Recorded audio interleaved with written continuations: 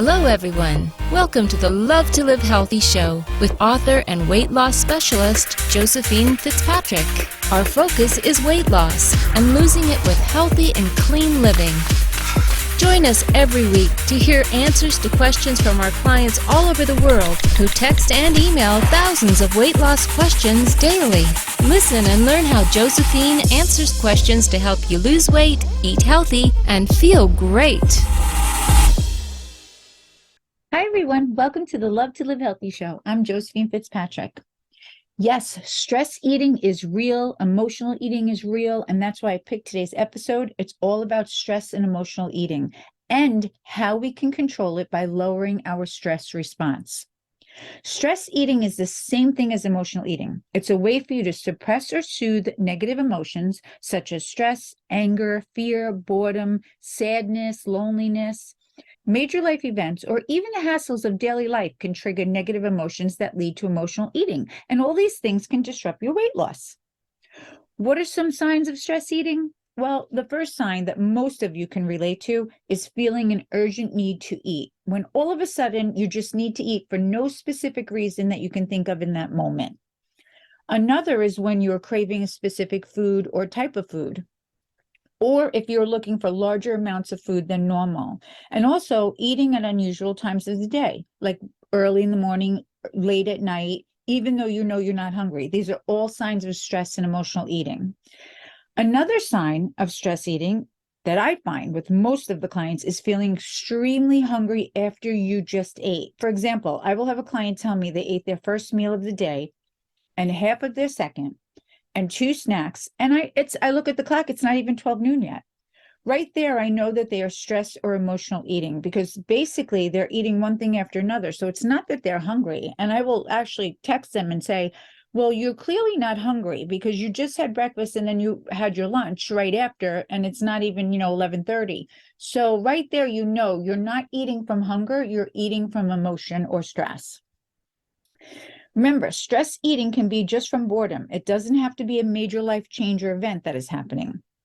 And this brings me to what I call links, because I see this all the time. And when it comes to weight loss, I'm pretty sure I made this phrase up, but it's a real thing.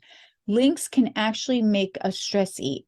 Links are when one thing you do links you to another. So for example, I have a client who I really love and I know how hard she's trying, but she's so overwhelmed constantly with work. So what does she do? She drinks coffee all day to deal with work.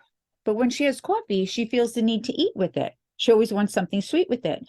So you see, her coffee is actually a link. She uses it to stay up so she can work, but it also links her to want to eat something when she's drinking it. A link is when 2 or more things are linked together and one thing makes you do another, like coffee and a snack, or wine and cheese. Or speaking in general of any alcohol makes you snack. You wouldn't want the snack if you weren't drinking the alcohol. If you are drinking coffee, but that makes you want something sweet with it, well, that's a link. When you watch TV, you want to snack, whether you are hungry or not. One thing is making you do another. They are links. Another thing that can make you stressed or emotional eat is lack of sleep. I will always tell clients that at the end of the week is always going to be the hardest to stay on program because you are mentally and physically exhausted after the whole week. And if you are not sleeping at night, it's just going to make your choices even harder to stick to. And it's not always the length of sleep. I never sleep more than 4 hours a night, but when I sleep in those 4 hours, I am out cold. If you're in bed 8 hours, but you're on your phone, checking your emails, you're up and down, watching TV, getting water, going to the bathroom, by the morning, you're lucky if you had 2 full hours of sleep. So now you're exhausted. When we are tired and cranky, it gives us the green light to grab and eat without thinking. Not to mention, the longer you are up, the more opportunity you have to eat. Okay, so we know our signs, triggers, and our links, but how do we stop stress and emotional eating? Well, I will start with stating the obvious, such as get more sleep, don't drink alcohol if you know it's going to make you snack, don't drink coffee, drink water. Instead of watching TV, read a book, something that requires both hands. But now I'm going to go over how to lower your stress response. And this is what's really going to help you in those moments. When anything good or bad, big or small, is going on in your life, your system activates your stress response to it. When your stress response activates, it can protect you or it can work against you. And when it comes to weight loss, it usually works against you because when it's activated, its response is to grab and eat for comfort, thinking that will help lower it, but actually does the complete opposite. Because when you grab and eat, you only get comforted for about 3 minutes. And when that 3 minutes is over, it can actually cause symptoms of depression, which not only takes you completely off your weight loss program, it brings feelings of failure, which can last for a day, a week, even months before people are able to get back on their program. But when you can control your stress response and immediately lower your stress response, this is what will give you the time to think before you eat and make better choices. So let's go over some things that can help you immediately lower your stress response so you can change the way you react to food and reset the mind to make better choices. So my first method is deep, slow, rhythmic breathing. It might initially feel different if it's not something you're used to, but it really works. I have clients do it successfully all the time. I've told clients just sit and hum for 10 seconds and stop for 10 and repeat it for 10 and stop for 10. And the more you do it over and over, and you put your concentration on your humming and breathing, the sooner the thoughts to grab and eat will travel away from what your present mindset is. It lowers your stress response. We don't realize how simple breathing exercises can be so helpful in the moment. Even if you don't want to hum, then inhale for 5 seconds, holding it for 7 seconds, exhaling for 8 seconds, and repeating it at least 6 times. It takes about 2 minutes, but it can help refocus the brain and relax you so you can make better choices. Another is mouthwash, actually gargling. Get some mouthwash and gargle. The simple act of gargling will help lower your stress response and reset your mindset. Another is submerge your face in cold water. Feels so good and refreshing, and it will immediately lower your stress response and help reset your thoughts. Take a short walk outside. Nature has an immediate effect on our stress response. Go outside, whether it's sun or snow, and simply breathe in the air and take in the sights. It will immediately lower your stress response. Another is sip on cinnamon tea. Cinnamon has been clinically shown to help keep insulin levels in check. And when your insulin levels do not spike, it helps lower the stress response. 3 minutes, that's all it is. Studies have shown you get pleasure from eating comfort foods, and it only lasts 3 minutes. Keeping this number front and center in your mind is going to be so helpful if you say to yourself, what is going to make me feel better for longer than 3 minutes? I promise you, it won't be binge food. Think about the spring, summer, bathing suits, vacations, how you want to feel when all of this arrives in a couple of months. Knowing that it's only going to give you that instant pleasure for 3 minutes will help you understand it's not going to be worth it. And that alone, just knowing that and front and center, is going to help you with your stress response. Another is check in. Check in with your body. It's great to check in with yourself when you really want to eat something. Is your body hungry? Are you tired? Are you trying to get an energy boost? Are you simply looking to feel different? Many people use food as a way to change how they feel emotionally. But even though a high sugar option can give you that high jolt of energy and good feelings, it's also going to come with the sugar crash that's going to happen 3 minutes later. And that can leave you lethargic and low in the long term, and even a little sad and depressed that you went off program.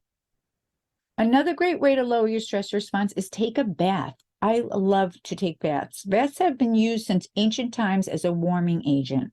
When you add Epsom salts and lavender essential oils, it's an instant zen.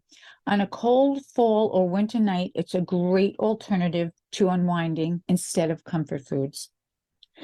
Busy hands. Keep your hands and mind busy with some sort of fun activity like knitting, coloring, drawing, reading. All of these help. I love to color. It's one of my favorite things to do.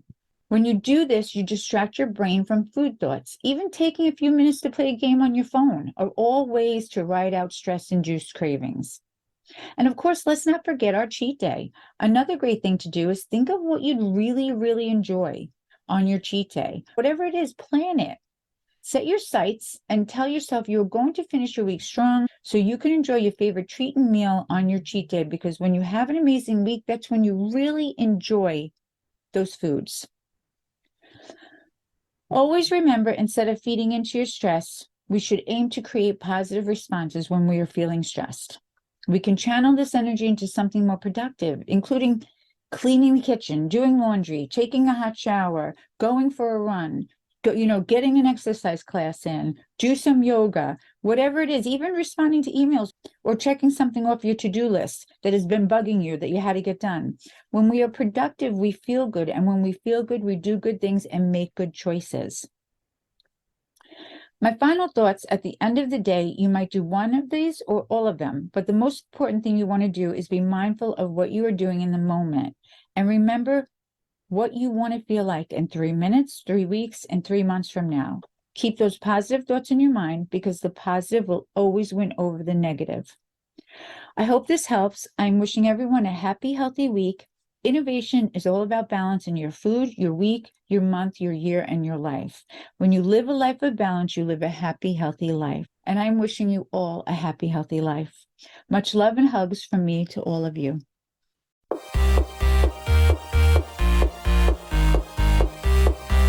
Thanks for listening to Love to Live Healthy with Josephine Fitzpatrick. We hope you'll pass along our web address, innovationweightloss.com, to your friends and colleagues who are looking to lose weight by eating clean and living healthy. Be sure to check out our archives section on our website for previous podcasts. Join us next time for another edition of Love to Live Healthy with Josephine Fitzpatrick. The content in this podcast is not intended in any way as a substitute for professional medical advice, diagnosis, or treatment. Always seek the advice of your physician or other qualified healthcare provider with any questions you may have regarding weight loss or any medical condition or treatment, and before undertaking a new healthcare regimen. And never disregard professional medical advice or delay in seeking it because of something you have listened to on this podcast.